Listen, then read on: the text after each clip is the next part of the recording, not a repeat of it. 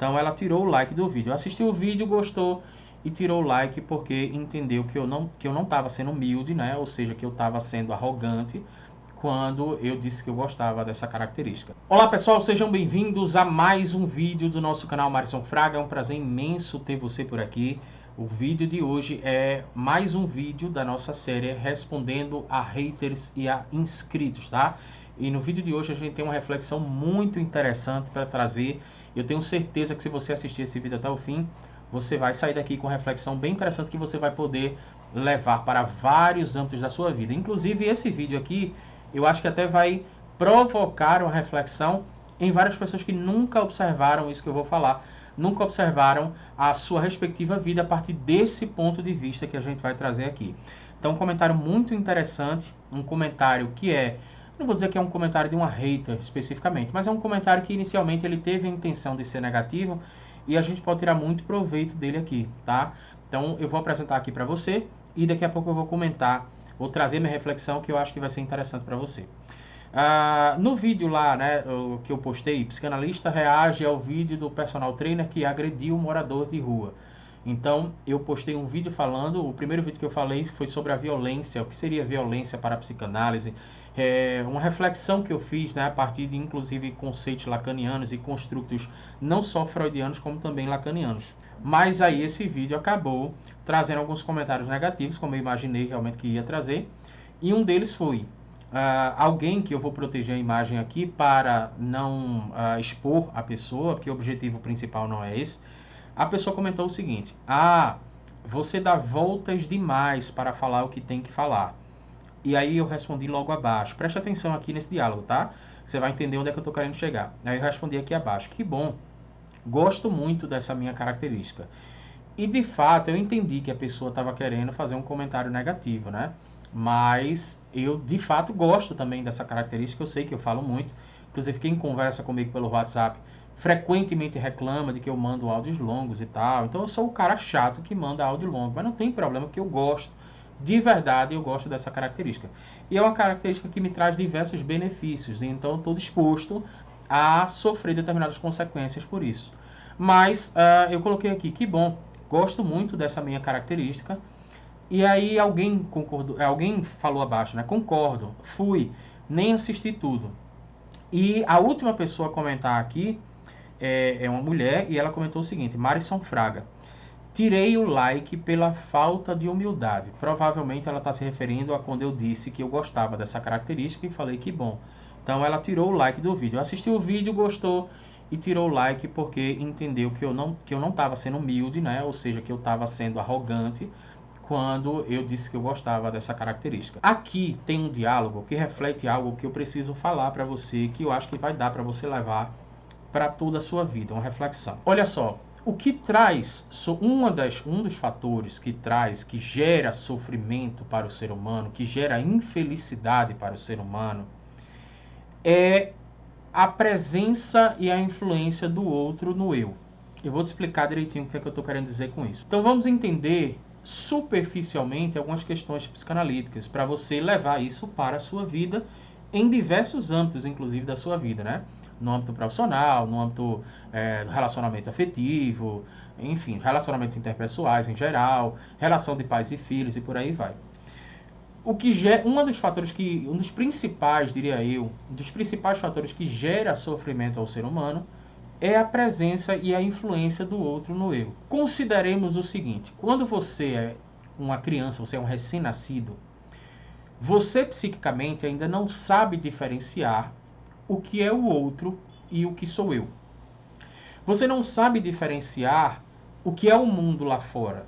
Tudo é uma extensão de algo que parece ser eu, mas que você não tem isso muito claro psiquicamente. E o seio, por exemplo, materno, a mamadeira, o abraço, as pessoas que me abraçam, as pessoas que cuidam de mim, não passam de extensão do eu. Mas ainda não existindo a concepção do eu. Inclusive, a gente vai entender essa fase como uma fase autoerótica, né, na psicanálise. Fica aqui com a gente que você vai entender onde é que eu estou querendo chegar. Então, não existindo essa concepção do eu, é preciso haver uma quebra entre eu e o objeto. E quando eu estou falando objeto, entenda-se como tudo aquilo que não sou eu. Então, o objeto que eu estou falando é um objeto inanimado, mas também são as outras pessoas. E a partir de muito cedo eu vou começar a perceber que existem os outros e existe eu. Existem os objetos e existe o eu. Então existe uma diferenciação. A partir desse momento existe a entrada do outro no meu eu, a influência do outro no meu mundo, porque com essa diferenciação eu já posso entender que existe o outro e existe eu, e muitas vezes o outro se sobrepõe ao meu eu. Eu vou dar alguns exemplos práticos disso, falando inclusive até de educação infantil, mas para você entender como é que isso vai se desdobrar na vida do ser humano e você vai, por fim, entender o que é que tem a ver com isso aqui. O que é que tem a ver com esses comentários que a gente trouxe para cá. Então, quando você não tem um ambiente que é favorável para você descobrir quem é você, ou seja, o que é esse eu, e você sofre uma influência muitas vezes muito rígida, né, do outro, e muitas vezes são dos nossos cuidadores, dos nossos pais, dos nossos avós, quem quer que tenha cuidado de nós, essa influência do outro, ela tem um ponto muito negativo se não houver essa dosagem, porque você acaba abrindo mão de quem é você para atender às exigências do outro e atender às expectativas do outro. O que eu quero dizer com isso? Lógico que quando nós somos pequenos, nós precisamos ser introduzidos em todo o mundo simbólico, nós precisamos ser introduzidos em todo um mundo de regras, né, em que a gente não pode fazer aquilo que a gente quer fazer, porque também nós somos o outro para o eu de uma outra pessoa. Então nós precisamos negociar, nós precisamos aprender determinados comportamentos que facilitam o nosso convívio e nossas respectivas relações interpessoais. Mas existe uma dosagem, ou melhor dizendo, uma superdosagem da influência do outro no eu que vai trazer angústia e sofrimento, e que eu tenho certeza que é causa de angústia e sofrimento e infelicidade em diversas pessoas. Aí eu vou te explicar como é que isso funciona na prática. Nós temos na sociedade diversas pessoas que são médicos, por exemplo, mas que só são médicos para atender a expectativa de outras pessoas.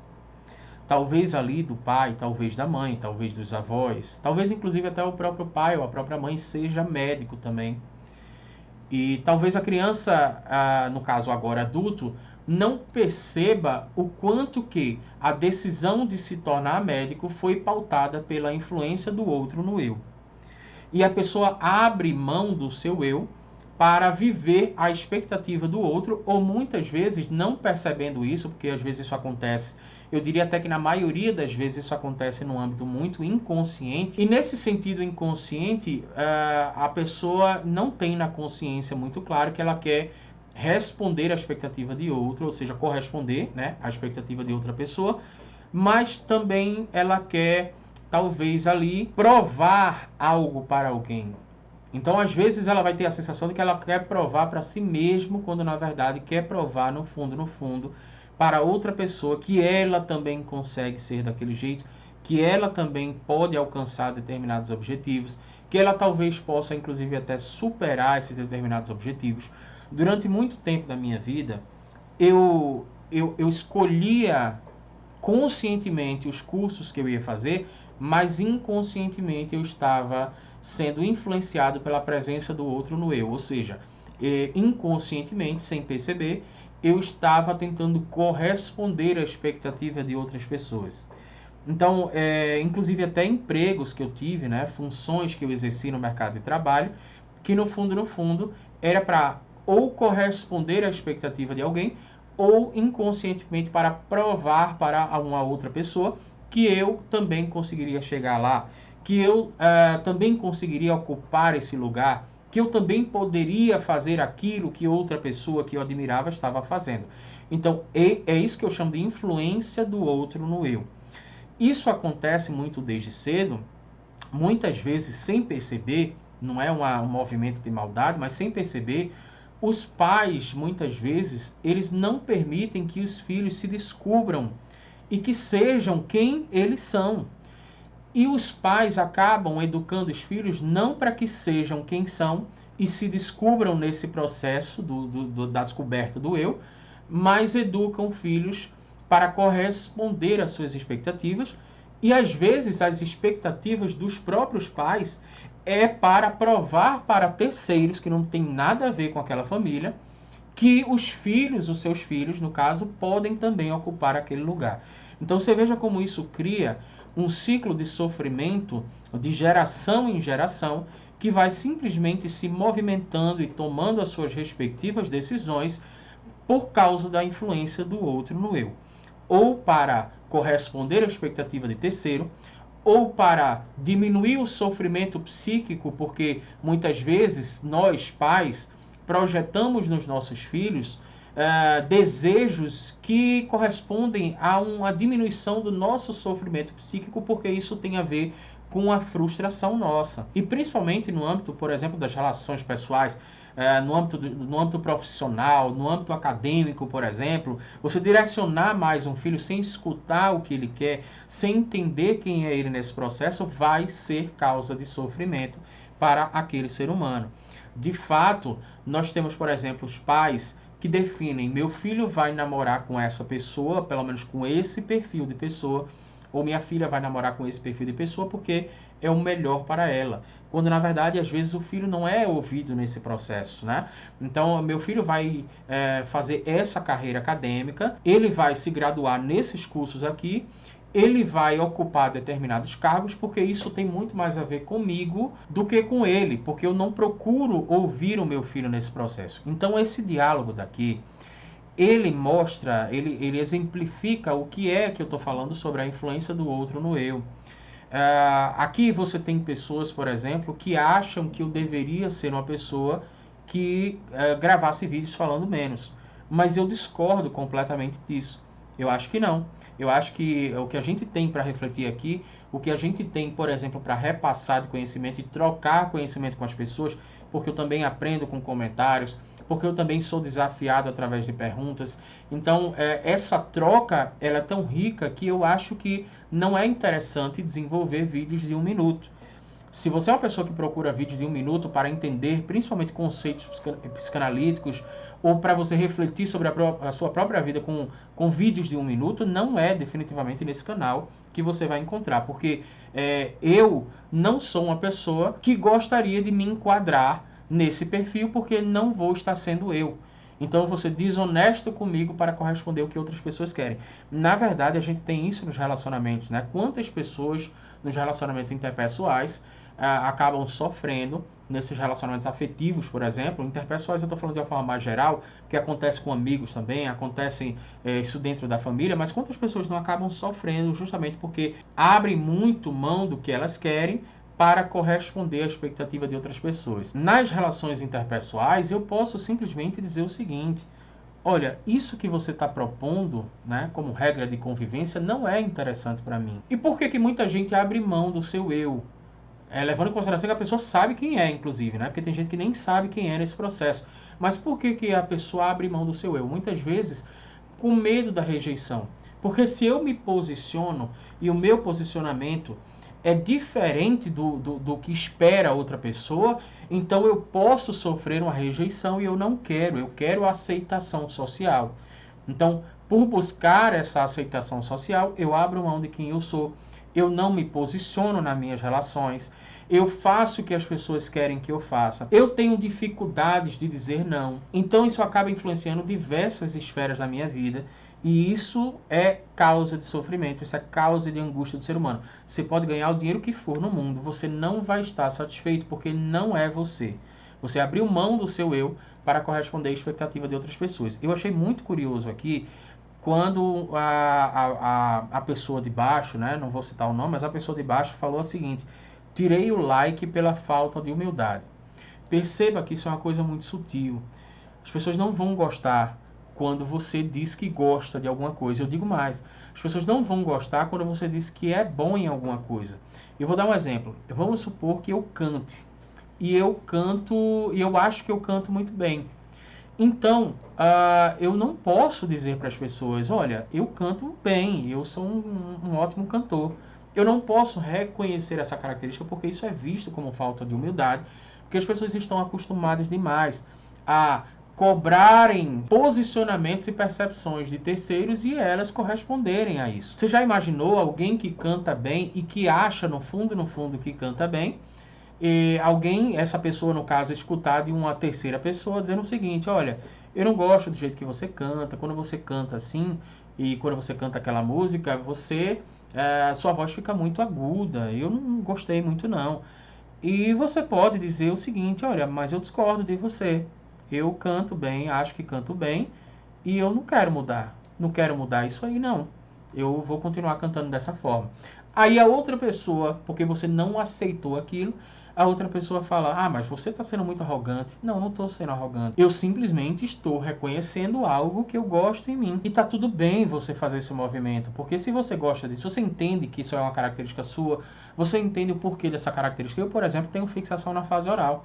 Então isso para mim é muito bem resolvido. Aceito as consequências de falar muito. Em algumas situações isso me traz sim consequências, mas já me deparei com situações em que eu estava dando uma palestra e eu tinha 1 hora para ministrar uma palestra e tinha um determinado conteúdo e quando estava já terminando, faltando 10 minutos mais ou menos, o organizador veio tocar no meu ombro e falou o seguinte: olha, o palestrante que vinha depois de você, ele atrasou. E aí, você tem como ficar mais meia hora, mais ou menos? E eu falei, tenho como ficar. E para mim foi muito tranquilo, porque isso seria o terror de muito palestrante. Você tem uma palestra de 1 hora e você tem que ficar 1 hora e meia. Quer dizer, se eu não tivesse preparado, se eu não gostasse de falar, se eu não gostasse de trazer explicações, isso para mim seria causa de muito sofrimento, Alice. Eu teria medo daquela situação. Mas para mim foi muito tranquilo, justamente porque eu gosto de falar assim. Então isso é uma característica que eu entendo que me traz muito benefício e eu estou preparado para sofrer as consequências. Isso não tem nada a ver com falta de humildade. E eu espero que você leve essa reflexão por toda a sua vida, porque se você fizer um levantamento sobre a sua vida agora, você provavelmente vai perceber que a causa, né, de muitas das suas angústias é justamente a influência do outro no eu.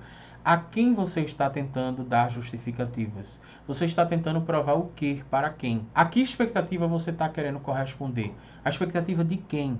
Por que você está fazendo o que você faz? Por que você se acorda de manhã e escolheu esse curso? Por que você está neste relacionamento? Por que você está lendo esse livro? Por que você está dando justificativa para as outras pessoas? Por que você não usa a roupa que você gosta? Por que você escolheu esse carro mais caro e com custo de manutenção mais alto só para tentar provar alguma coisa para alguém que muitas vezes você nem sabe quem é e mesmo que saiba, na esmagadora maioria das vezes não está nem aí para você. Então, espero que você tenha entendido. Um forte abraço. Se inscreve no nosso canal, ativa o sininho para você receber as nossas próximas notificações que a gente vai continuar trazendo reflexões para a sua vida.